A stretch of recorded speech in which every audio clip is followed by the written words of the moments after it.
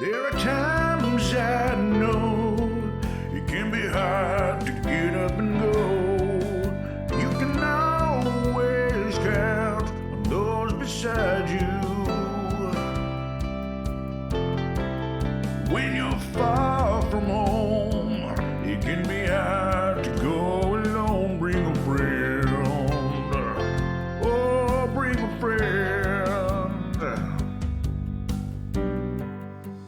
When you're on that road, you can share your heavy load.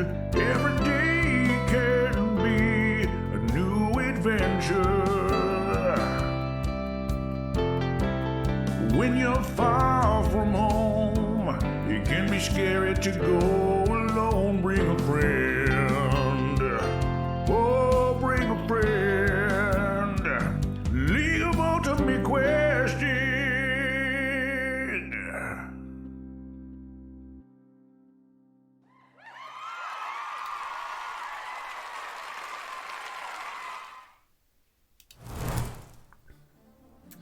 Well, hey there, LU cuties. Welcome back to the League of Ultimate Questing Battle Axis. This week's episode is number 98, Preparation. We are getting up there in the episode count, y'all. I only see Wolf in the chat so far, but I also came on a little later. Yeah, and I don't think Reggie has picked up the stream on the Discord channel. Well, that is fine. I gave myself like a 5-minute wait this time. I usually do a 10-minute. And it looks like, hey, Savedman, good to see ya. And it looks like the notification bots are just not quite getting it. Well, I'm sorry to hear that, Law, but it is great to see you. Yeah. How's everyone's week starting off? How is this wonderful Monday? I've listened to half of this episode, but I've not listened to all of it, so absolutely ready to do that with y'all.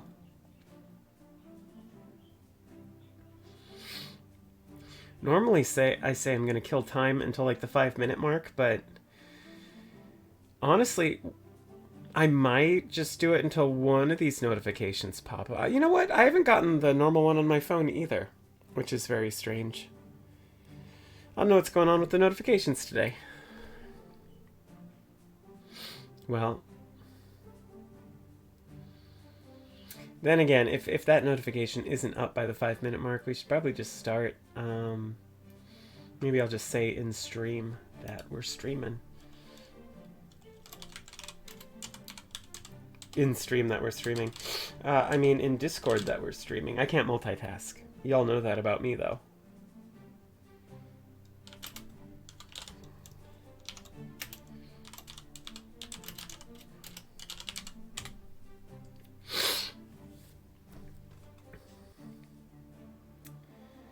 Yeah, so the last stream was, I believe, Legend of Zelda with Mr. Zachary Barkus, and that stream closed. This is a different stream because we're in different locations, even though we're streaming on the same channel. So this one's brand new. I don't know why nothing's notifying. It is very meta. Hey, Ace Bounty, good to see ya. I'm glad you made it in. Yeah, just a little strange. Just that little thing is throwing me off my game today. Other than that, I had a nice day today. I didn't really get work done. I kind of took today off, but had kind of a leisurely morning. Then I went and got coffee with a friend. Oh, that makes sense. Well, I manually posted that we're streaming. There's nothing I can do about the actual Twitch notification. Yeah, secret stream. And it's it's a cute episode, but it's not a critical episode. It's not it's not loss. So it's okay if people miss it too. Yeah, Reggie can have a day off, I guess. Oh yeah, no, Wolf, you were it. You were it for most of the lead up. That said, it's 5 after. Obviously, I have the sniffles, so I'm gonna get this started, and I'll see y'all on the flip side. Feel free to stick around, and we can chat afterwards. And I'm gonna get off before I sneeze.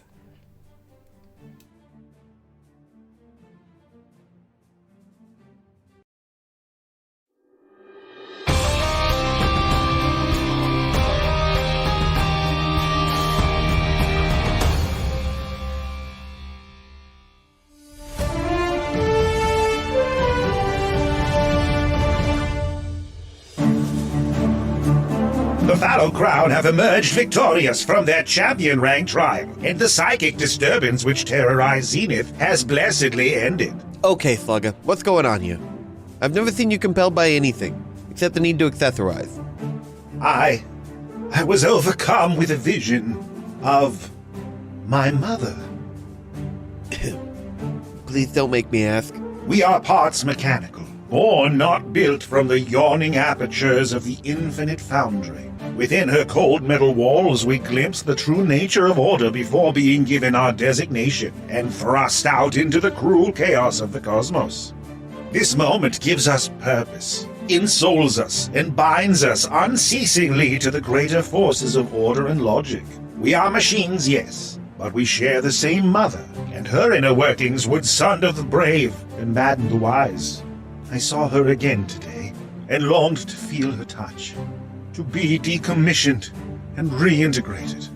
What once was so great a fear that I would shatter my divine will to escape it, now seems an honor beyond value, beyond comprehension. I didn't see squat. What? Yeah, bud, nothing here but a staticky scribe. And a prompter we all ignore. Hi, Teddy, you're doing God's work. I don't know what God, but he clearly hates you. You didn't see your mother? Nope, never have, probably never will. I was raised by my dad, and then my dad and Kent after they got married. And then they brought Victor into the mix. My old man has like a moment of self-discovery every 10 years like clockwork. But nope, no moms. I can't even imagine the testosterone. Nah, they're all softies. Except Victor. He always brought me to the gym with him. Changed my life, brother. Astonishing. I never knew you had 3 fathers. I never knew you had the mother of all mothers. That's pretty radical. I'm going to ignore the blasphemy of calling the mother of order radical and take us to a commercial. We'll be right back after these words from our sponsors.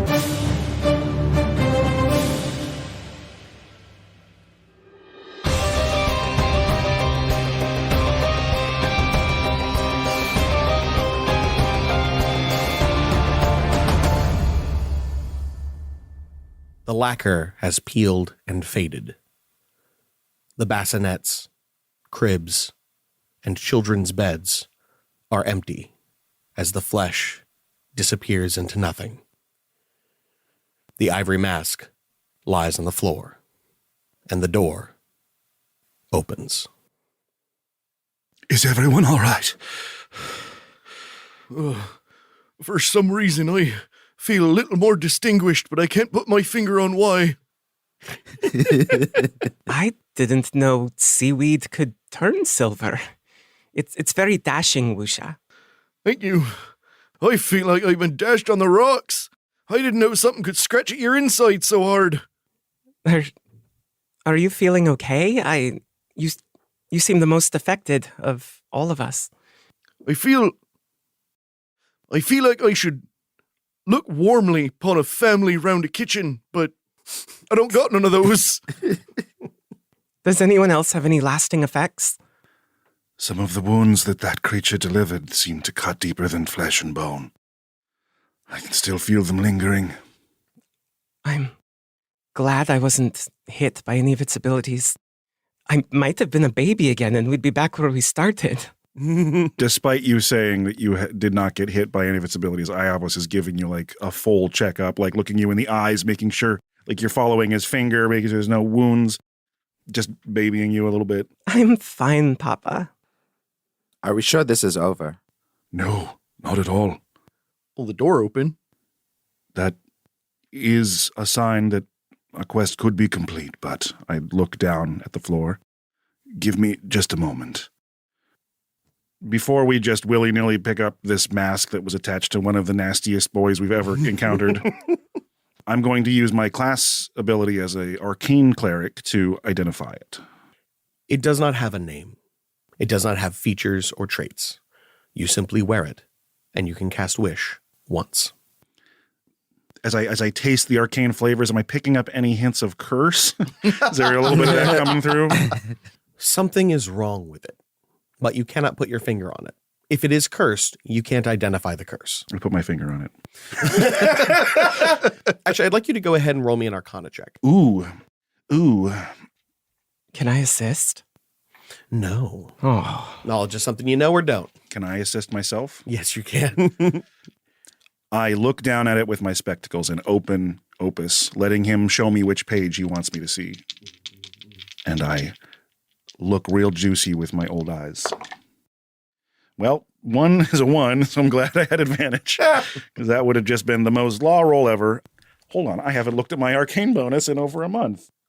That's good. I rolled a 8, but I got a 20.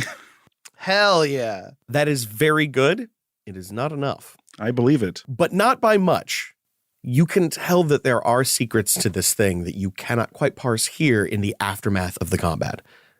But the question that you're asking yourself is whether it is evil or cursed, and the answer to that is no. Yavos, I ain't never been so torn about nothing for. Every single inch of my big old bud wants to put that mask right on my face. But I know if I do, something bad might happen. And I don't want to be a big mean mummy. I'm going to very carefully pick it up and say, none of us should deal with this without a lot of deliberation. I don't even know if they're going to let us hold on to it when we return. That said, I gesture it towards Gaspar. Would you do me a favor and make sure that no one but us gets their hands on this? Nyavos looks you in the eyes. I haven't heard of any situation in which a wish is granted and people getting exactly what they want. I will make sure this is not misused. I feel you can keep it safer than any of us. I know you have your tricks. The door is open. No light shines through. Only black. Well, lifting up his spear and walking over to stand by the door. I hate this place and everything in it that ain't you guys. And them curtains. But I'm ready to go when you are. We can take the curtains. It's treasure. They would look lovely in your dungeon, Usha. Dungeon? You can call it a dungeon. Is mangrove? Oh, Ooh, I like that. I like mangrove. All tangled up in your man nest.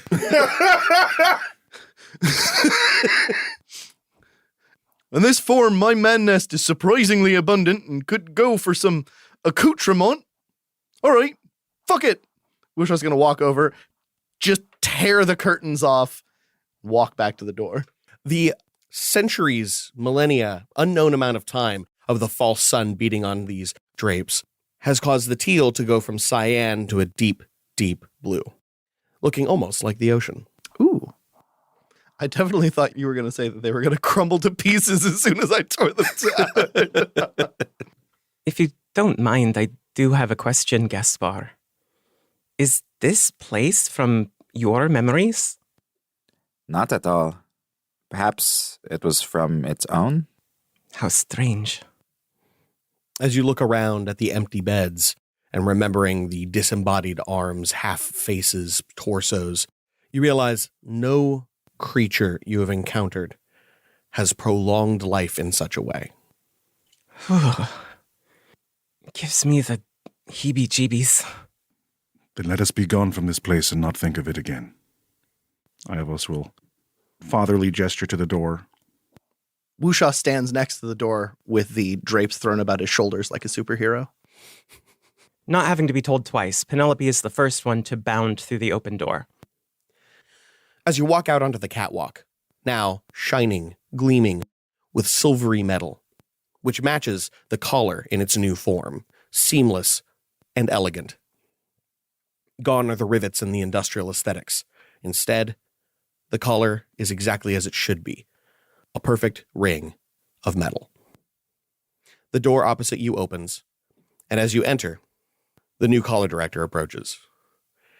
All right, kids, go ahead and give me your stuff. Ugh, I don't even want to touch that. The man before you has long, silvery gray hair, a thick handlebar mustache, which connects to his sideburns. He has the look of a man who smokes easily 3 packs of cigarettes a day, and a voice to match. He reaches out with his nicotine-stained fingers. Wusha slumps his shoulders a little bit, realizing he has to give up his curtains, will very carefully fold them like a respectful flag, making sure they do not touch the ground, and then hand them to the man. He drops them in a box. I will give him the ivory mask. As soon as he touches it, his hand kind of dips, as if the weight was more than he expected. But he puts it in the box as well. What happened to the old collar director, that tall, gangly gentleman? He got stuck in there. He gestures to the axis. Was he an adventurer? Nope. Just an idiot. Oh, dear. When did that happen? Right about the time we saved you. Oh. Honey cakes. After we got you out, he flew the damn thing up to the top, high as it could go, into the storm. Never came back. Good riddance. He always seemed a little off in the head, I suppose. That's Abelites. They're all a bit weird. Look on your long journey, weird man. To the top of the axis. Yep. Tried to find him on directives from above. We did our best, but no luck. But there is no top to the axis, is there? No. It's a storm of chaos. Constantly reforming itself. It basically just goes into nothing. It's infinite, too. Every probe we've sent out kind of just keeps going, and then we lose signal. And, just to be clear, that creature we just encountered, that was the Yadrahai. That it was. Would have never imagined it to manifest like that. I would have never imagined you could actually beat it. Well, defeated perhaps, but fear that its haunting memories will last for quite some time. Yep. Well, I get you home. He turns around and gestures to a large, unnaturally thick dwarf. As he moves, his belly kind of jostles and jiggles, and he pulls a lever, and you start to descend. Well, this'll make another disturbing mosaic for our living room. Hey, when you end up putting that together, will you tell me which corner it sits in? I never want to look at it. I think we should probably cover all of them with curtains or something. Oh, I have curtains. Before long, you arrive back in the battle center, where a neon diameter is waiting for you. She seems to be dressing in an odd, grassy motif. Everything is vines and foliage growing almost out of her like clothing and hanging in long drapery off of her arms and down from her waist. Her hair is green paper, designed to look as though it were willow branches hanging low. She smiles and runs up. Oh my God, that was amazing. Okay, so we have your score already. They were so excited. Perfect 5. No. Damn. All right, teamwork 5. Obviously, effective use of each other's strengths. No KOs, though I don't think that was much of a difficulty since she wasn't really doing a lot of damage. And absolutely no penalties. So you got a perfect one on that one. Super excited. We've also got a 4 on ingenuity. Repetition. Keep an eye out for it. You got to come up with new creative ways to do things, guys. You can't just do the same thing over and over again. Also, some people didn't have a lot of options. Looks over at Nellie. Build yourself better, sweetheart. If something having radiant energy defenses makes you useless, then you were always useless. I'll sign up for some night classes. Night. Necrotic, I guess. Probably, right? Was that the joke? It is now. Okay, cool. I thought you meant night with a K. Valor. I mean, there wasn't really a lot for you guys to run away from, so whatever. But, with commendation. Because, repeated attempts to draw unimaginable attacks to preserve your crew is a pretty cool thing to do. That's like the pinnacle of bravery. So they give you a commendation. It doesn't get you anything, but it goes on your record. Well, the desire to run was certainly there. I know, right? I would have. I don't even give half of a shit about the idea of being in the league. And if somebody was like, hey, fight this, I'd be like, fuck you. And then I leave. That's why you're the boss. Exactly. Administrative tasks are far more comfortable.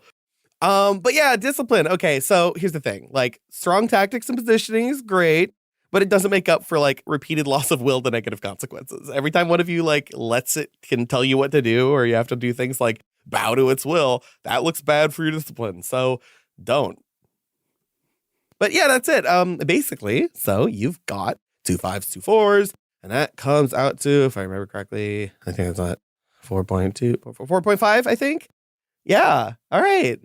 Times your proficiency bonus. So I think you're out of debt. Nellie's tail starts wagging. That's such good news. I have to get one of those. I get what? Tail. That's fucking adorable. Oh, Look at you. thank you. We know an individual who specializes in bodies. Ooh, okay. Oh, I think we have a business card. Ooh, it's greasy. It's printed on flesh. Oh, that would explain the greasy. I think Gaspar is a business card. Oh gosh, you're Gaspar. You don't know your own. I swear to God, I thought you were just like, a new member. And I just didn't want to. Never mind. Don't worry about it. Nice breasts.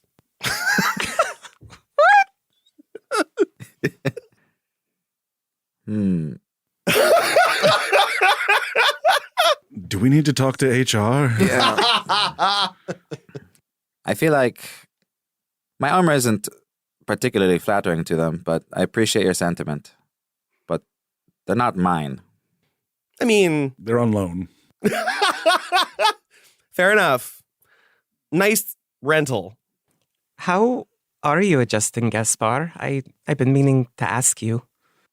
Being in another body isn't necessarily that jarring. What I feel is already muted by my incomplete soul. So I never really felt at home in my own body, and I don't feel at home here.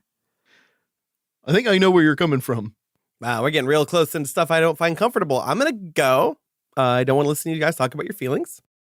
But if you have any questions, just shoot me a message. Again, don't include your feelings. You're our manager. You need to manage our feelings too. I don't think that's true. Yes. Okay, then I quit.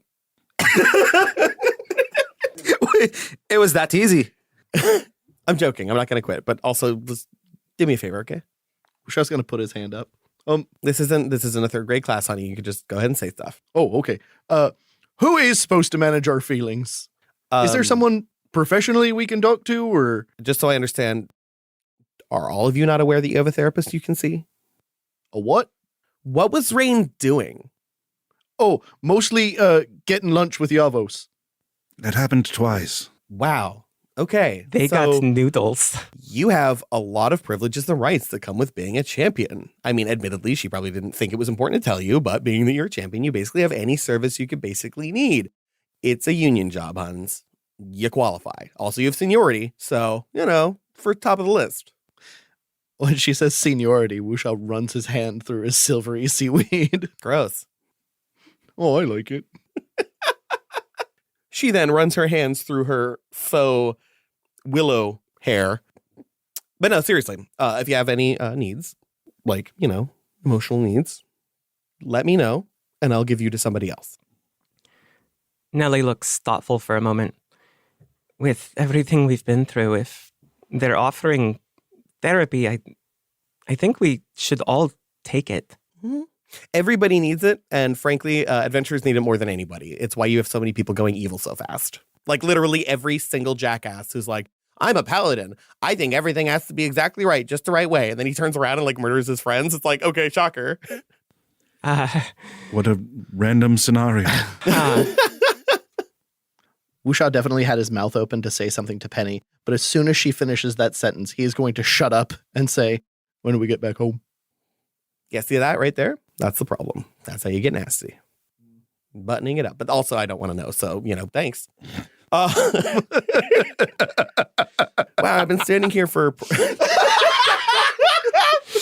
Wow, I've been standing here for like 5 minutes, and my life has not gotten any better. So I'm going to go. I've said that like too many times. If you need anything, send me mail.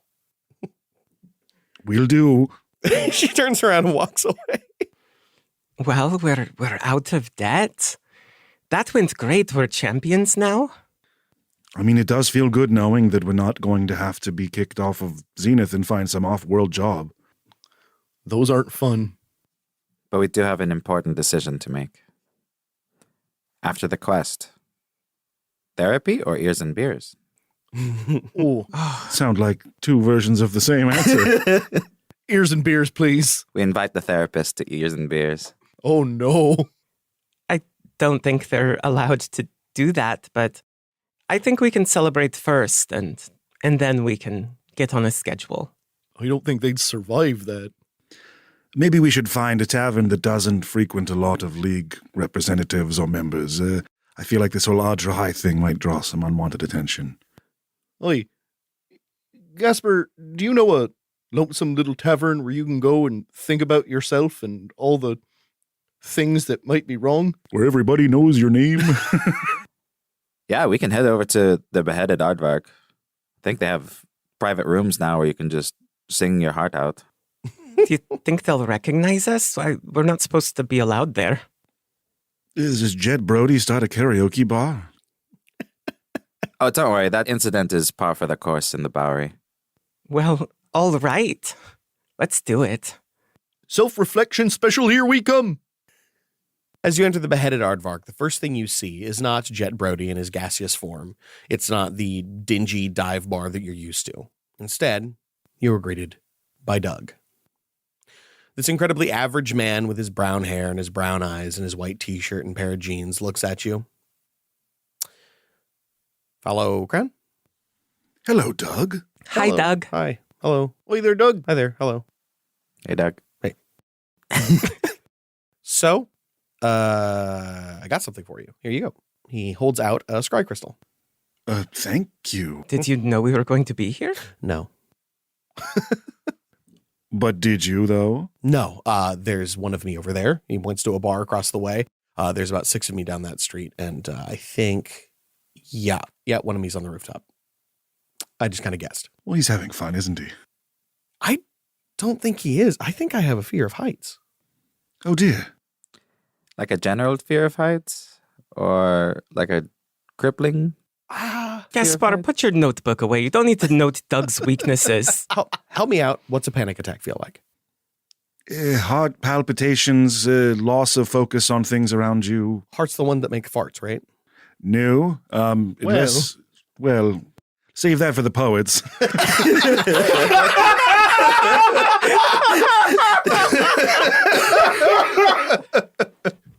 It's the one in your chest that makes the blood go around. Gotcha. Yeah. No, totally. Yeah, this is a panic attack. Okay. Cool. Would it help understanding that most of you is not on a building? That really does help those of us that aren't on a building. Excellent. Yeah. Wow. That's great. Anyway, that's for you.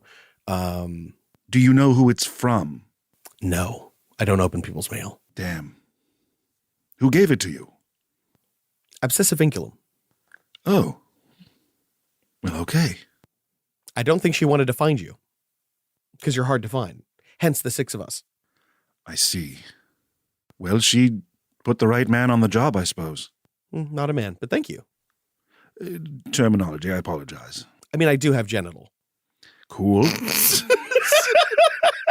Interesting use of lack of pluralities.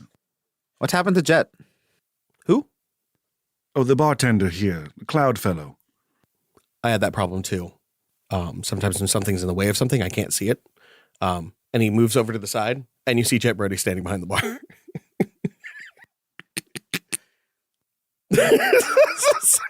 You wizard. Wish I was going to look a little disappointed. Well, I kind of wanted to see what drink Doug made with his own body liquid. I don't think you want that. You know, I'm in a place right now where it's totally okay to tell me what I do and don't want. Fair enough. I'll just go ahead and assume that you don't want to quaff of my piss. Not right now. New team rule. No abstract drinks. All right. I'm a tall drink of abstract water. Or yes, piss. you are. That's what that lady just told me. She points over and there's another Doug standing across the way with a woman who's a few years older than his physical form. And she kind of gives a wave. Well, go get her, Tiger. I believe I am. Excellent. Well, we're going to find a private room. I assume you're going to just continue standing here and existing. Sure. Yeah, I can do that. Wasn't a suggestion, just guessing. All right. Whatever. Yeah, no, I like this one. This one's a good spot. Right in front of the door. And, where do we sing? Anywhere. Oh. Do not know. Veto. All right. Let's order drinks first. Why veto? I'm confused.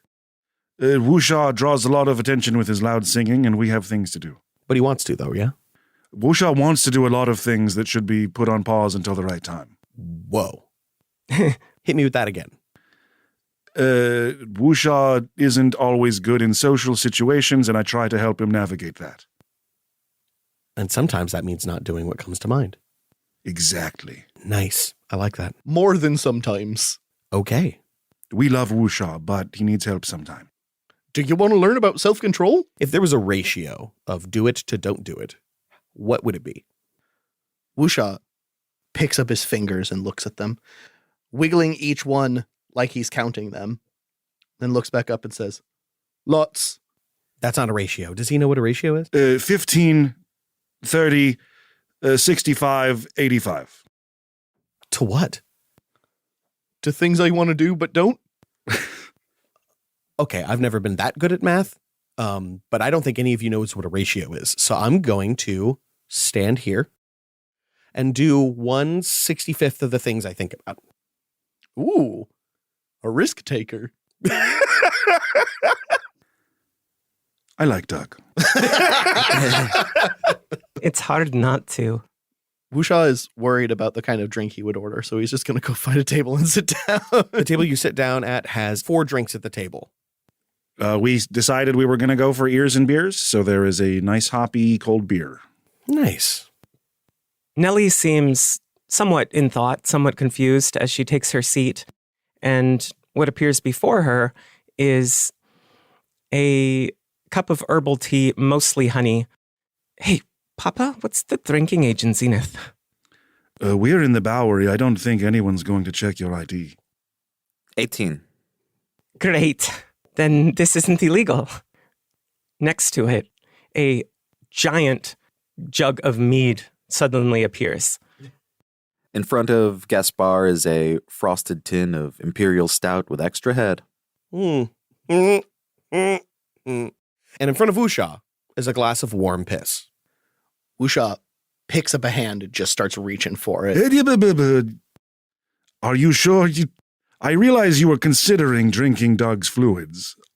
Do you actually want this, or do you want to get a nice cold drink with the rest of us? Remember your ratio.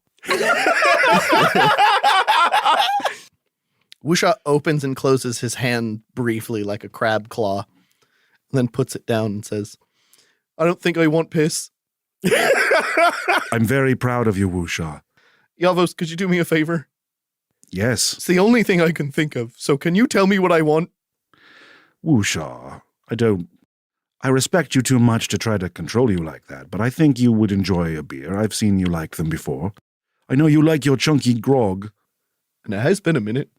Maybe you should start getting your new body accustomed to the foulness that is chunky grog. You're right. My mind has been cleared. 1 chunk, please. The chunky grog appears in front of you in an earthenware mug. And near the door, you hear, thanks, you could have said that like 3 minutes ago. Yes, I could. And a round of freshly fried elephant ears. That one doesn't come up and manifest itself. Instead, a little while later, a slightly more purple cloud approaches and kind of manifests them out of the fog. Thank you so much. We understood that there's rooms for singing. You hear an audible sigh come from inside the cloud. Same. The cloud gestures towards a small hallway that has private booths. Can we make ourselves at home in a private room? If a cloud could shrug, It does. Got it. Clouds can do anything. Let us find a nice song for Wushaw to sing in this private booth over here. I have so many ideas. Ushering the group down the hall and into one of the open rooms. I'm going to close the door and then kind of peek up and down the hallway real quick to make sure no one's standing too close. And sit down at the table and say, we should really listen to this. There is a scry player in the center, which presumably allows you to play whatever karaoke songs you want. The walls are also covered in kind of what looks like a sheen of magic that seems designed to dampen. Not that kind of dampen. As if I need more of that. I'm going to take the crystal full of like 5,000 generic songs out and set it to the side. And I will insert the scry crystal we received from Doug so that we can listen to it together. The image resolves. Before you is a deep dwarf. He has a deep black beard that almost seems to fade into the color of his skin. And while not heavily scarred, he definitely shows signs of battle and age on his face. The image begins to speak. Fallow Crown, if you're hearing this, I have failed in my quest to find and rescue Dirk Bradley. Lords, I can't believe I just said that out loud. In such an event, I, Warren Rustborough, would like to hire you for a quest.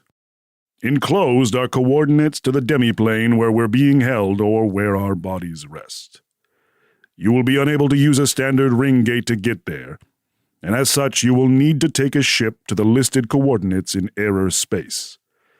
There you will find a private ring gate belonging to Isago Shigure, former and true commissioner of the League of Ultimate Questing.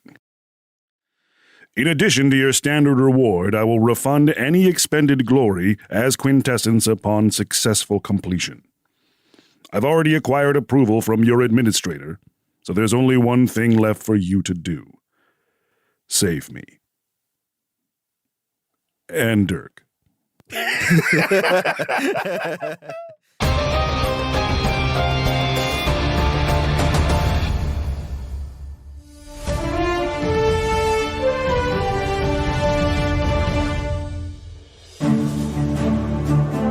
I'm going to real talk with you for a moment, Sarge, if you'd permit me. Permission granted. I don't understand why the Fallow Crown scored so high on their mission to take down the Adrul High. They had multiple losses of will to negative effects. They repeatedly put themselves out of formation, and while they didn't have any KOs, Wushaw suffered a permanent curse. They shouldn't have walked out of there with more than 1 discipline and 3 ingenuity. There, I said it. Real talk disengaged. Resuming 65-30 split of exposition and banter with a floating 5 for unanticipated hijinks/trauma. Let me break this down for you, Paige. The admins rotate scoring duties in groups of 3, aided by official judges. After their quest, they or their proxies give their scores. The commissioner or his proxy averages them out and gives the verdict. I'm not gonna lie, it's not the perfect system. Favoritism and bias are rampant. And there have been some robberies. Like when the transient exiles walked out of that illicit den with a 3.25, even though they were punching way above their level. They carved up an elder brain into Tete de Veau and downright calamaried all the nearby illithid at the humble level of 8. 3.25 was a travesty. Or when the gutter snipes limped into a 4.5 after the siege of Muji 36, despite their near team wipe and Waffle having to drag their corpses 13 miles to extraction. They exhibited some real rookie quest prep, not bringing a healer or a single restorative potion. It's a miracle they didn't get their PTK'd. Exactly. Fact is, some admins are loyal to the crown, so to speak. These guys have captured the attention and the imagination of the audience. Can't be surprised they got somebody looking out for them. I suppose so. And more importantly, they just got revenge. For Roland Breakbridge, Gal Coldforge, the Vicious Sisters, Hammerhead Harlock Rummel, Ryu and Tampon Yutha, who held her off for 5 rounds while their team escaped, and so many more. Might be hard to imagine judges being biased, but they're people. People who feel the crown have been dealt a bad hand. And they're owed a little gratitude. Well said, Sarge. Well said.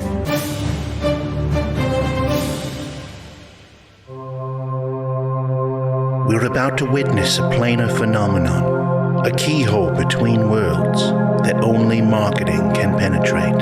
Join me as we glimpse into the Adverse.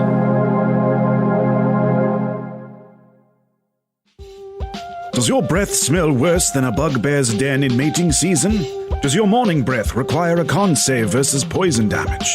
Don't let bad breath spoil your perfectly average charisma score. Reach for new Alktoids, alchemically crafted capsules from the primordial essence of the plane of freshness. Your tongue will feel like it's taking both fire and cold damage at the same time. Thousands of tiny spearmints will commit violent genocide on your oral bacteria. You'll lose the ability to taste for over an hour, but your breath will be in mint condition and kissably clean like Dornish mountain air. Reach for the mithril tin full of spicy mouth rocks. Alktoids. Teach bad breath a lesson.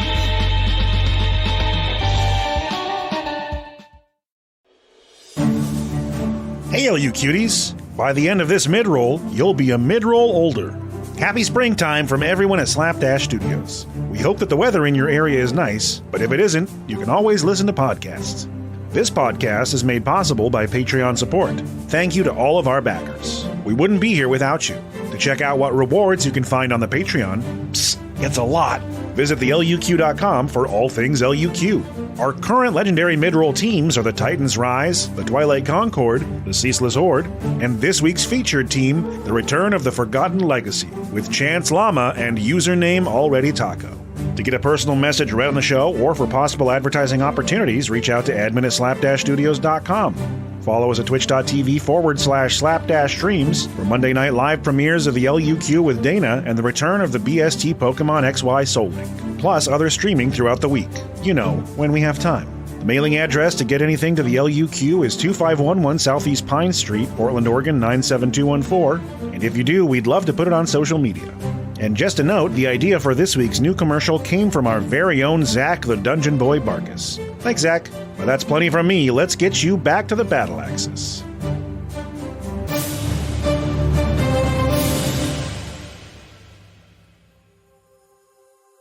Beige, the color of submission. New from Statmore, a new line of leggings to help cover your lowest priorities. Nothing can be more stressful for a tyrant than clothing their subordinates. But gone are the days of tattered crotch napkins, empty fast food bags, and hollowed-out teddy bears. It's time for pants. With a comfortable and durable combination of cotton, wool, and synthetic fibers, affordable bulk prices, utility pockets for easy storage of crossbow bolts, a meager fistful of stolen copper, or snacks for after the war, and breathtaking neutral dull colors, like sand, tan, taupe, camel, and stone, making sure nobody thinks you're an important part of the team. Introducing Lackeys, the perfect no-nonsense, no-respect trousers for minions. They come in all sizes from Mephit to Hill Giant. Sure, they stain very easily, and they clash with anything that looks nice. But so do your underlings. It was meant to be. Lackeys. Pee on your pants.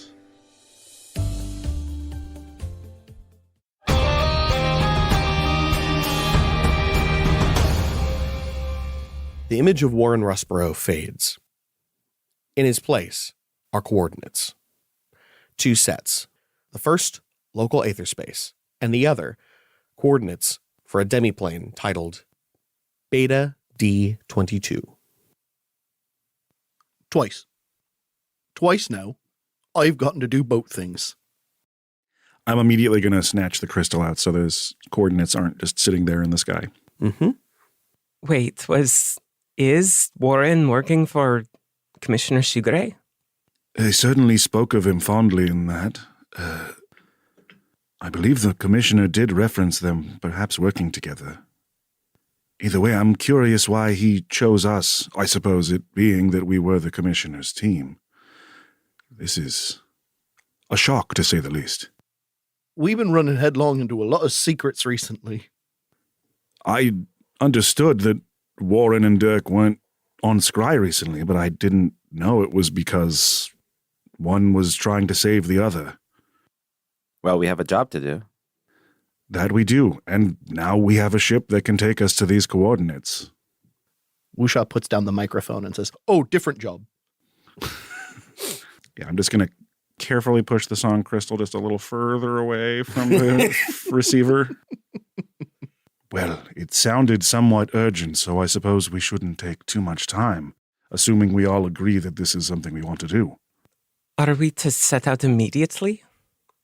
We'll need to prepare ourselves. We need at least a day to return home and get our things in order. Yes, we'll need at least that long to make all the soup we'll need. Lots of road soup, yes. I doubt there's an adequate kitchen on our sun sloop. Not with that attitude.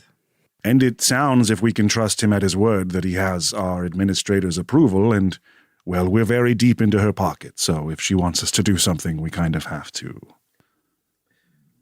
Oh dear, it seems we may have to forego singing songs here in this bar room and go home to do other things. It's all right, Yavos. We're heading to the most appropriate place to sing songs, the ship. Yes, the place where we can't escape from.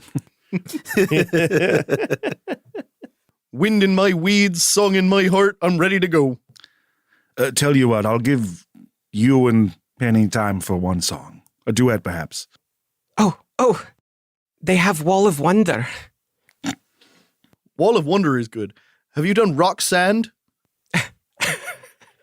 Ooh, or Material Plane Girl. Ooh, I like that. What about Someday Bloodied Someday? You attempt to pay your tab before Jet Brody waves you off, saying that it's already been covered, and then head out by way of taxi. When you arrive in Akrataria, you are immediately waved through the airspace. The taxi comes to a landing at the Aetherport, directly next to your sun sloop. Well, let's plan to set out early in the morning, so we have the rest of the day to take care of our businesses. Bouchard, would you do us a favor and take a look at the ship, let us know what we need, and make sure you understand its workings? I assume Gaspar can help in steering this. I don't know who between the two of you is most specialized in controlling a vessel this large, but I know both of you have skills in it. We'll make sure everything's in its place. I would be quite worthless. Almost giddy, Wusha is going to hook his arm through Gaspar's arm and nearly skip onto the ship. You run up the gangplank, and you get a better sense of what the ship is made out of and its overall design. The first thing you note is that it is made of high-quality teak. The lacquer and sealant is very fresh and new. This is not a boat that was just bought off the line. This was handmade. The modest superstructure leads down into the crew berth. There are 4 rooms with basic accommodations, as well as a galley and a small sitting area. The ship was not designed for long journeys, and it was not designed to carry heavy cargo. However, it does have a decently sized hold. It has been largely left undecorated so that you can choose what aesthetics you would like to imprint upon it. Hey, Gaspar, she's a beaut, ain't she a beaut? I'm going to slap the hull. Yes, a blank canvas for us. I did have one special thing requisitioned. You want to see it? I'm excited you're excited. Wusha is going to duck into his quarters very briefly and then come out with his special hat, his pentacorn. It's like a tricorn, but with 2 extra corns. You like it? I love it. Me too. Tell me you got matching hats for the rest of us. Shit. We still have time. I'll make sure to find them. I'll get a nice feather for each one, too. While he's off doing that, you take a look inside of the engine room, and what you see is a standard solar engine. This is designed to transfer the solar sail energy into forward momentum. It has standard defensive runes to protect you from external forces, and it has an auxiliary ether drive, which uses quintessence as fuel. Comparatively to other vessels, how fast does this thing go? It's on the faster side. It's not exactly the fastest in the fleet. It's not designed for high speed, but it is designed for decent combat. It's got good maneuverability, at least at first glance, and you could safely say that you could outrun pretty much anything that's larger than it in the same class. And what is our quintessence to time sailing? Like, what's our mileage? Well, you don't have to use quintessence if you don't want to, as long as there is a sun. But if you are in a tight spot, it just depends on how fast you're going, and I'm not going to get into the calculations of that. But you could safely say that 1 quintessence would buy you about a day of travel, or 1 solid jump from one side of a plane to another. Okay. So we can hit the nitrous. Yeah. You can hit the nitrous. The NOS. In the meantime, One of the reasons Iavos wanted to return to the mansion was to deal with something he promised the group he would handle for them. And that is hiring someone to deliver a package to the AAA. That package containing the bones of Ophidian Ashpool. It seems like the right place to send them for whatever last respects that corporation wants to impart on him. He was part of their squad. He was their good boy, even if he was a little bit of a nasty boy. And we want to, give off his bones with respect. that sounds good. You package everything up and you provide it to the nearest post office. As you part with them in the final moment, you can sense a kind of relief, as though a burden is off your shoulders. And as they're loading it onto the truck, I just gently put my hand on it and say, Ophidian, you are a complicated one, and the blade does not like the stone that it is sharpened against. But just rest assured that if there was any soul left, we would have tried to bring you back. But that's not an option. So rest still in peace for all time. Meanwhile, Nellie approaches Wusha on the deck of the ship, carrying something in her arms. You got permission to board, Nellie. Why, thank you, Wusha. I like your hat. Oh, thank you. Where did you get it? Well, I asked very carefully for a complicated hat. I got this. It has so many corns. 2 more than regulation. Yes. So while you and Gaspar were in Verata, Papa and I went to the Bowery and I got you something, but it took me a few days to finish it.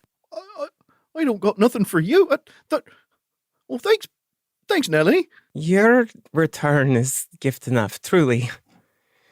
I know how much you've missed your little friends, and well, I couldn't find anywhere that just sells body crabs, but I thought this might help a little. What is it? Oh, open it. Wusha's going to very carefully crack the box open and look in. It is a dress fitted for Wusha, nearly exactly like the old one, but this one is in a stunning ocean blue. And after buying it, Nellie has hand-embroidered crabs, starfishes, and all manner of other sea life all over it. Wusha does his best to blush and turn red, which is a color he's not terribly familiar with, purple overtaking his cheeks as a huge smile splits across his big shaggy face. It's perfect! I'm going to sling it out with one hand and let it catch in the wind like a flag, and with the other hand, I'm going to reach down and scoop you up under the arms and squeeze you real tight enough to get so damp. He's going to put you down, bring the dress in, and say, it's a true warrior's garment. It really is. And it's the job of a captain to keep their crew happy. He's going to take off his hat and put it on Nellie's head. You deserve to wear that more than me. Are you serious? Take it. It's all it takes to be a captain. Good dress sense. Wow, the 2 extra corns really make room for my antlers. It's like it was crafted with you in mind. God, I just feel like that would be the opposite of the case. Thank you, Nellie.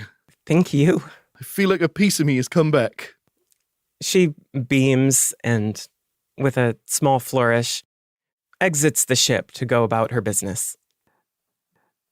After the initial sweep of the Sun sloop, Gaspar is going to head on over to the manse. There you find a box containing your magic items, and it seems to be sealed with a wax seal that protects all items inside of it from external tampering. To be clear, the magic items are a god mask and curtains. Gaspar is going to take the mask. I'm going to pop open that seal. As soon as you do, a visual effect not unlike scales peeling back runs itself over the box, and you can feel the magic dissipate. Do I understand or have an idea of what magic just disappeared here? In your personal experience, what this spell does is it prevents people from lifting the box or opening the box, including yourselves. Okay. But now it's open. Mhm. I will take the curtains and the mask. I will briefly enter the manse to lay down the neatly folded curtain down onto one of our side tables. Then Gaspar is going to head over to the Bowery, have duplicates of this mask commissioned. Whoever can quickly make it. I'm then going to place several of them in trapped chests throughout our manse. Perfect. One of these masks I'm going to put in a gelatinous block that resembles a gelatinous cube. It's actually not that hard to find bulk gelatin powder, and it's also not that hard to find a box. So you managed to very effectively make an approximation of one of these things. You've got skulls and bones lying around, so whatever, you just tuck them in. Yeah, yeah.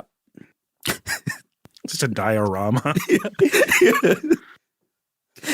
At one point, Gaspar is just going to, like, after emptying out my basket of bones into this jello, look around, get up. What am I doing? Nah, but this brings me joy.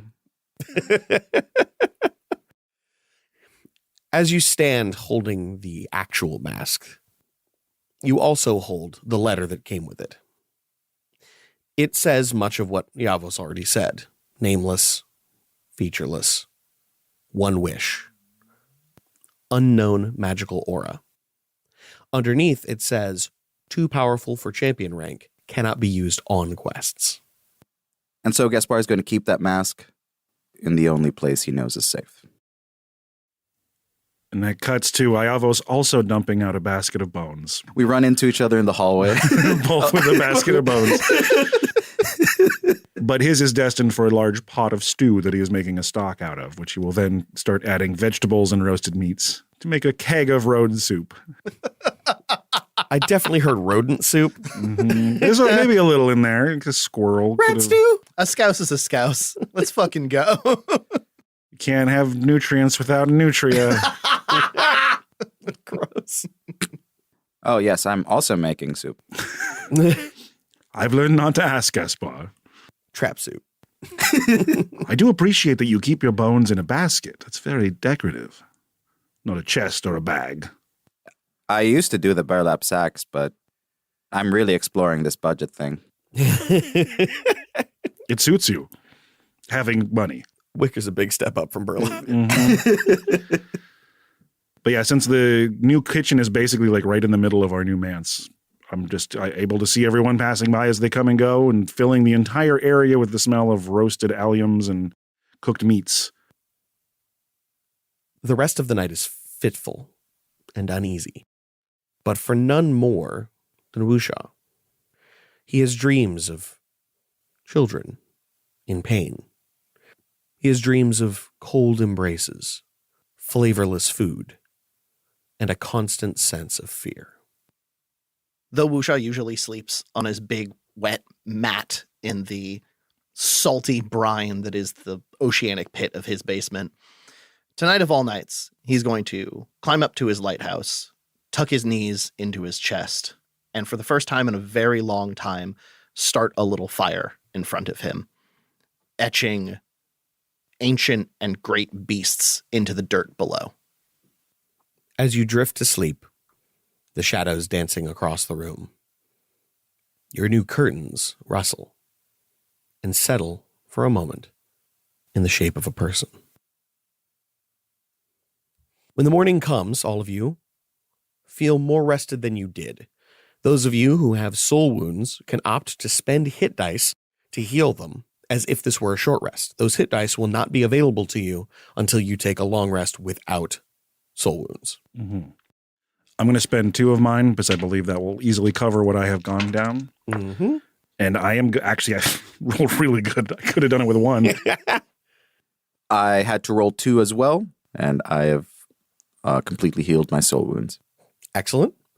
From what I have tracked down, I didn't take very many, so I'm going to go ahead and roll it out. Hey, look, I spent 1 hit dice. I'm good. And backline Nelly did not take any. Hey. Clever girl. As dawn rises on your ship, the four of you meet at her side. Begin the preparations by loading some things we'll need onto the ship. Iavos has Wusha help carry his keg of stew. Some generic bedding and extra food, rations, clothing. The moment you stand on deck, all four of you, your bracelets alight. You're being broadcast. Sooner than I thought. I don't know much about sailing, Wusha, but I have heard that it's very unlucky to sail in a ship without a name. I think you're right, but I've heard a sailor's tale that takes it another direction. Bad luck, sure, but a ship, it's got to earn its name. That makes sense. Excitedly, Wusha is going to run to the wheel and take Nellie with him. Popping Nellie up onto his back or his shoulders, he's going to grab a hold of the wheel and say, "What's our heading, Captain?" Left. Wait. Nellie slides back a sleeve and looks at something written on her forearm. Oh, I mean, port. Boat left. You rise from the ring dock, turn port, and then realize that is not in fact the direction you're supposed to go, and then turn starboard. I meant starboard. God, is there going to be a quiz later? You'll get it. And fly out over Error proper. But as you reach the outermost limits of zenithal airspace, your ship is halted. The scry crystal at the helm activates. It is a request for access code. These were in the scry crystal as a part of the coordinates. As you enter them in, there's a pause, longer than you would have expected. And then you're released. Feels like we're doing something illegal. I suppose we are, but they let us. It can't be that illegal. We're on scry. Somebody should write down all the laws we've broken. Strike that from the record. As you fly, you see the featureless void before you, and below, the infinite expanse of error. But that featureless void suddenly has a feature. Distantly, a small stone ring gets larger and larger as you approach. Your scry crystal responds again, demanding an access code. And upon providing it, the massive ring gate before you washes with the multicolor kaleidoscope of the planes, waiting for you to enter. Brace yourselves, crew. Full speed ahead.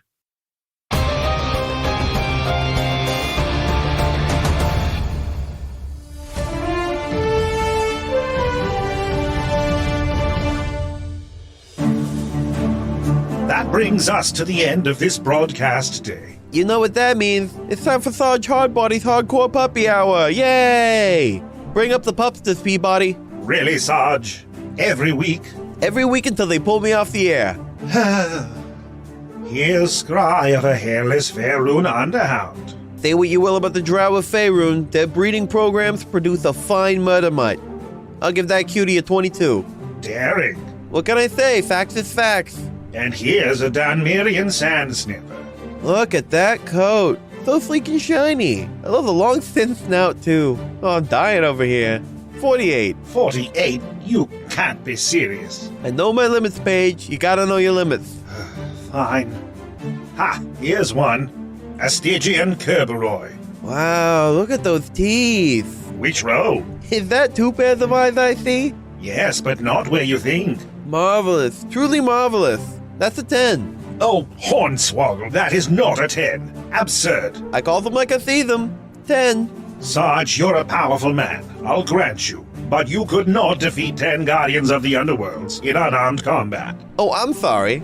I didn't realize this was Paige's Softcore Puppy Hour. Go ahead, Paige. Why don't you tell me what I'm capable of? Or maybe you want to arm wrestle for it. You're on. We'll be right back after... I see it too.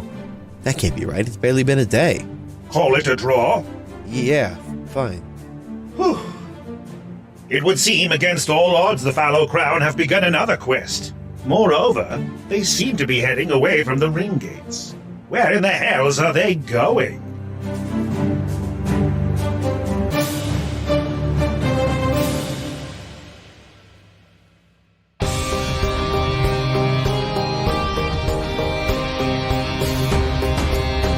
Ba-da-da-da-da. Fucking boat adventure, yes! And we land. Boats. That's it. Boats. Boat done. Boats. Oh man, And they never boated again. Oh my God, boats. fucking dry ass adventure. I love it. I mean, it's a sky boat anyway, so it's going to be dry. A skyboat is better than no boat. You gotta give your boy at least that. It's all showboat or no boat.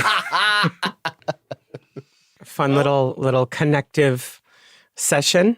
Yeah. Absolutely. Yeah, I figured y'all could use yet more downtime. There hasn't been enough downtime lately. My thought during that last sequence was just like, in the morning, we see Iavos hauling around Ophidian's bones, and then in the afternoon, after we're done with our stuff, we come back in and he's making soup with all these Bone bones. broth. Yeah.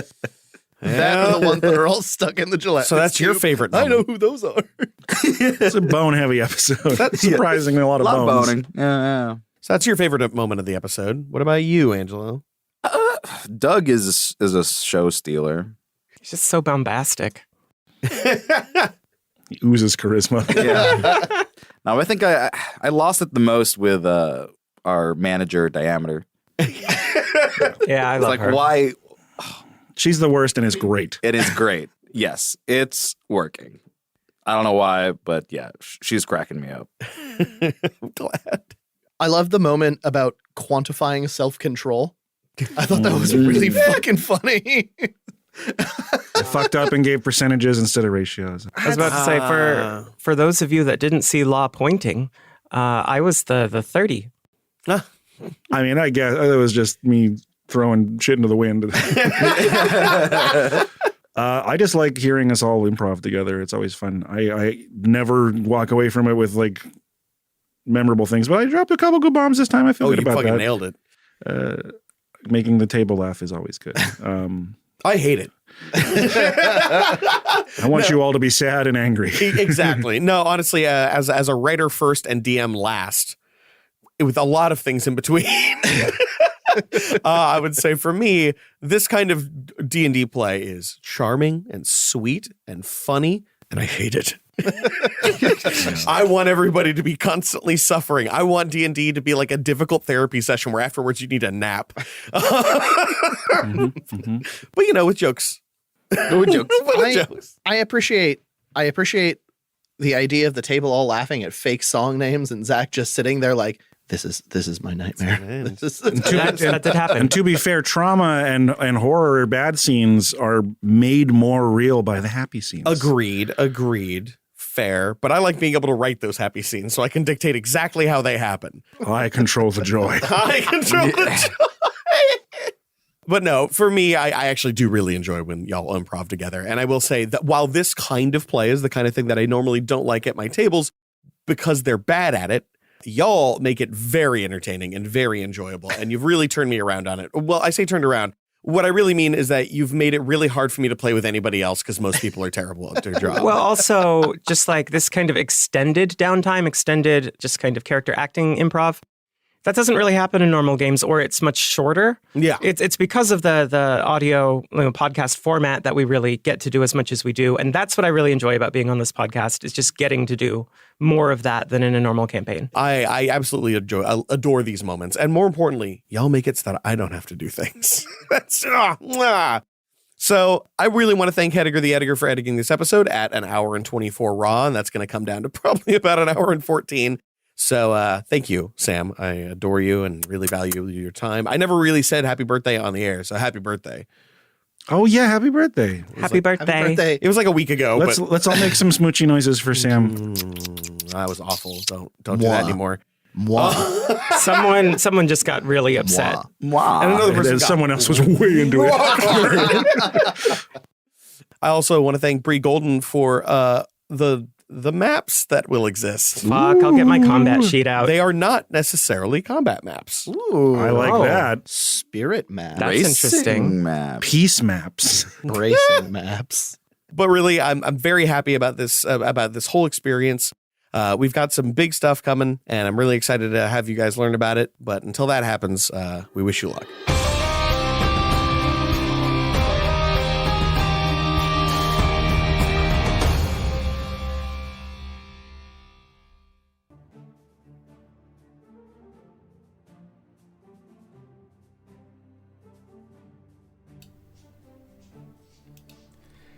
And I'm back, everybody.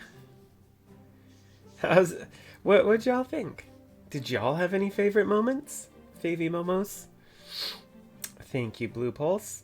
And I said hi to people as I saw them come in, but if I missed anyone that joined midstream, hello. I just gotta say, the next chapter is fucking wild, and I can't say anything about it, but it's whatever you expect. It's different. Yeah, the setting up for that dress scene was actually the entire reason I went to the Bowery and to that merchant in the other episode. It was really a setup for that, because as y'all know, I like to go gift shopping and be vague and cryptic up until the gift comes out. Yeah, the call for help, very, very good. It's a fun little episode. It's like a lot of the downtime episodes. It's solid. There's fun stuff in it. Thank you, Wolf. That is very Nelly, because Nelly, Nelly's own clothes are embroidered. It's a detail specific to that iteration of Penelope, and I liked it too. I liked that little detail, being able to add that little detail. And I can't remember when I thought of that, but I was just very glad that because I know Wuxia was actually pushed a couple of times to like, oh, we need to go and get me some new sea critters, some new friends. I'm very glad that didn't kind of happen, because my immediate thought was like, oh, instead I can do this, and it's great if he gets more later, but it would have changed the scene a little bit. So I'm glad we got to do that. Oh shit, I forgot about the crab on her dress. That's adorable. That's fucking adorable. Yeah, and we must have done it between, like, after the episode or something, but I just remember coming up with song names for a lot longer than that. It feels like. That said, Sam, obviously Sam Hediger, is actually the one that cuts those outtakes, and it looks like Sam just uploaded them into bonus content directly himself today for this episode, and there's a ton of it. I haven't listened to it yet, but if y'all have access to bonus content on the Discord, there's some outtakes there. God, Sea Shanties episode. Musical episodes are they're hard. I wish I could sing better than I do, but singing is not my strong suit.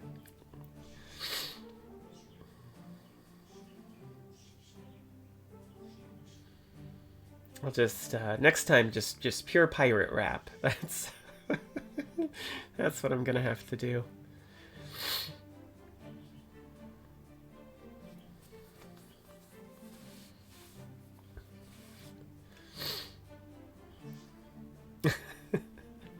We just gotta hire a vocal coach for the cast. I can't either. Like, really, it would just need like kind of a shanty style beat. I'm not sure what it would look like. It'd be wild. The thing is, when it comes to songs, if I can hear the music, I can picture of how to sing with it, but I'm not good at composing. When I write songs, honestly, what I do is I kind of listen around until I hear like a rhythm that works for me, and then I write the lyrics like to something close to that rhythm. For anything that I've written that is a song that is sung, that's kind of what I have to do. Law is much better about like just pooping out music that's beautiful. Yeah, same.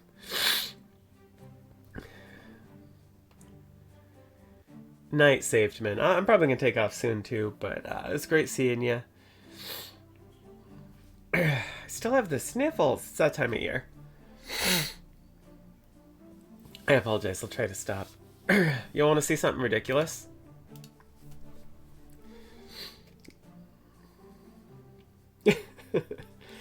So, I think all of you saw the prototype for this, but now I have, like 150 of these little kitties. They exist. That's not the ridiculous thing, though. And actually, I have not shown these to anybody on social media or anything, so they don't know it exists. It's not in our store yet for TPK. But this is the ridiculous thing. Yeah, I have not. I've technically sold one, but I have not delivered it yet. I have exactly 150 of these cats. But then the reason I ordered it, because it's actually, I was gonna not order it until after we were, open and had money for dumb Dana shit. But there is a special promotion where if you put an order in like January or whatever, like during that month, they would throw in a free big boy. And this is the most ridiculous thing I've ever seen, and I cannot fit it on this fucking screen, but this is life size, honestly.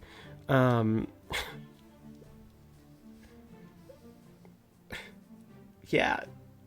So this exists, and this is going to be decoration somewhere in the brewery. But that's the ridiculous thing.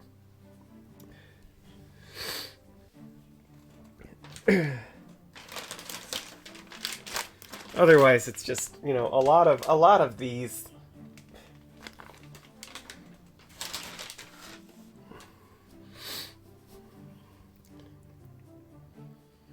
Longer Than Life is very good. Yeah, coming up with beer names is fun. Ultimately, that's up to the head brewer. She gets final say on her beer names. I get final say on, the campaign chapters and then publications and things like that. But coming up with beer names is fun. One of my favorite things about some of the content that was added to the Creative Commons is, for example, we'll ship anywhere definitely in the continental U.S. We'd probably ship most places. Depends what shipping is, but I'd probably ship anywhere. I don't think there are any limits about that in our store. Maybe there are. I'm not sure. We'll definitely ship to Florida, though. What I was saying was when it comes to Creative Commons, if you don't know this, the name Strahd is in the Creative Commons, but not the character. So you can use the name, but you can't necessarily use the content, which is the NPC. But this is the fun part. Is that means we could theoretically name a beer, for example, Kolsch of Strahd. And I'm very excited about that, because that stuff that was added opens up just a lot of little things like that.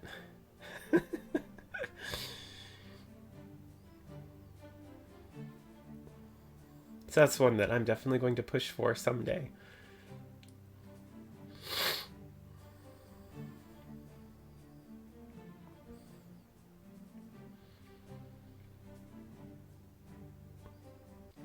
It's also interesting because, I originally wrote our setting Valruvena without, I stripped out all the D&D references that I could. So, the Feywild wasn't called the Feywild, for example, but now Feywild is also in Creative Commons, and I can use that if I want.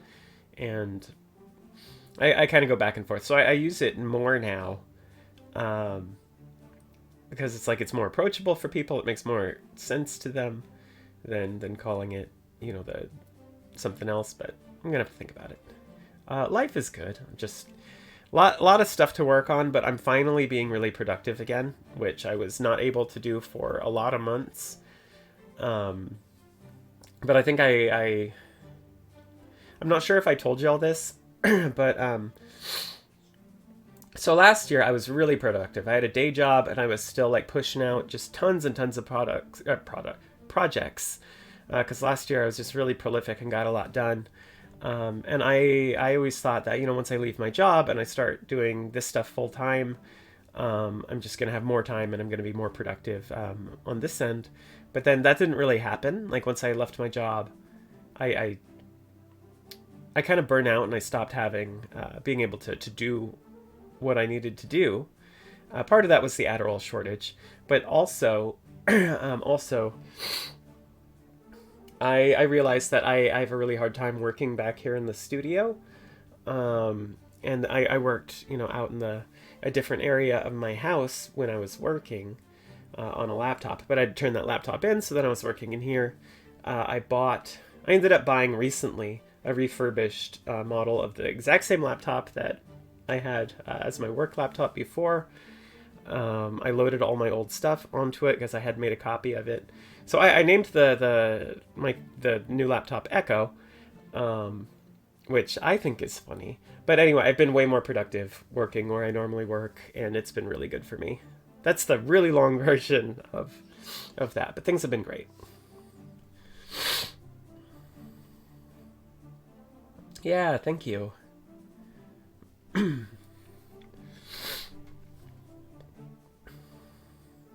That said, like in between other things, I've just been like working on some of the settings stuff that I hadn't quite gotten to. Just like just changing some of the kingdom names that I wasn't in love with, because once it goes out there, I'm not changing it. So I'm just like, okay, some of the ones I don't love, let's see if I can fix them.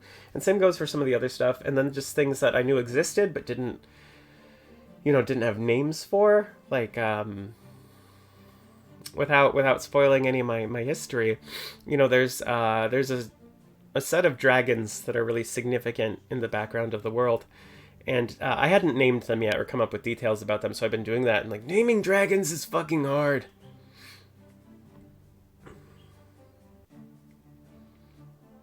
Yeah, for sure. Thank you, Blue Pulse.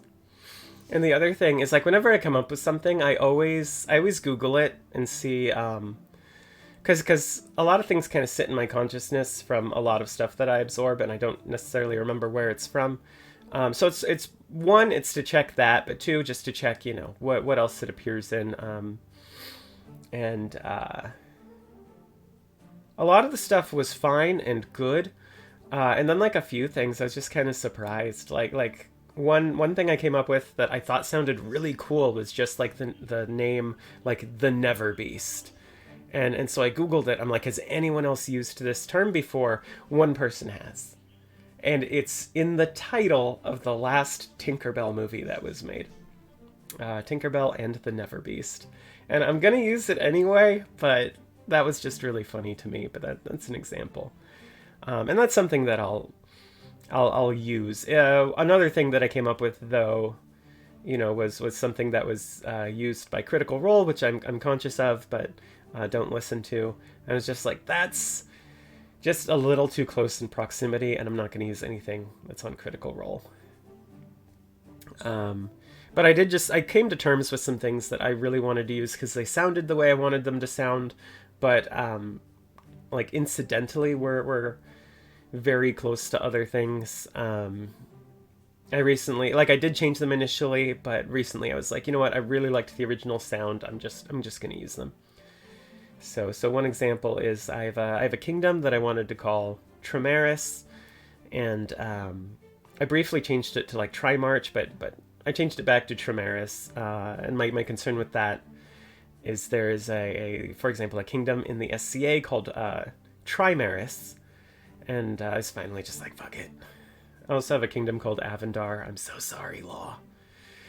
But it's a kingdom. Miles Avendar is an NPC. I think it's okay. That one was funny when I realized where I'd heard that before, because it just like I put sounds together until it formed that, and I'm like, that's perfect. And then I was thinking, that does sound familiar, and it took me a while to piece it together.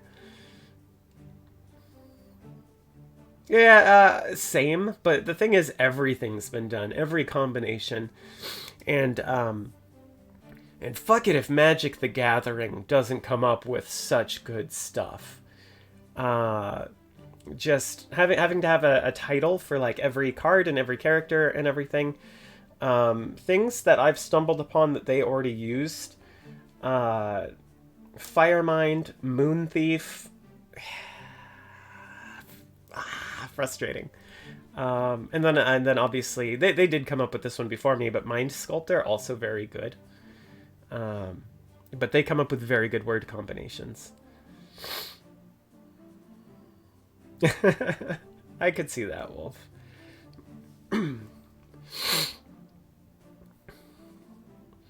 Yeah, or then another good example is I have a kingdom called Erebos, and my initial thought was, is that too close to the Dragon Prince's Erebos?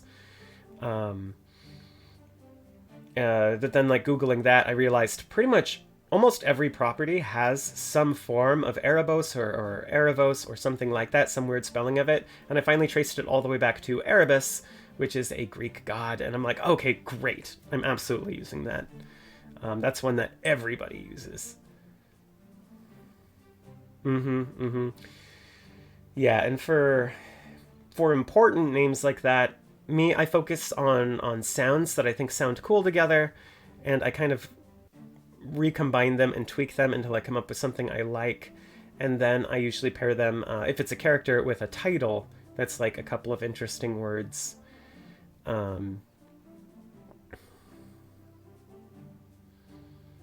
Yeah. That's pretty much what I can say for that. But then also, I mean, that's what I've been doing with these dragons, because that's how I like dragon titles. But Fae titles, I realize I do differently. Yeah, absolutely. In terms of just like sounds in languages, I do like just Greek words a lot. Greek has good sounds to it, in my opinion. A few other languages too, but then again, like that's at like very high level, and then at a more specific level, you use sounds from different languages that will be evocative of the atmosphere that you're going for that particular thing or area. Yeah, at this point I'm rambling, so thank you so much, Blue Pulse. And thank you, everybody. I'm going to call it 2, because otherwise I'm just going to talk about this stuff too much when I should be talking about luck. But yeah, like, hold on to your butts, because next chapter is fucking wild. Take it easy, everyone. Have a fantastic rest of your week. And until next time, we wish you luck. Thanks, Wolf. I appreciate it. Have a good night, everyone.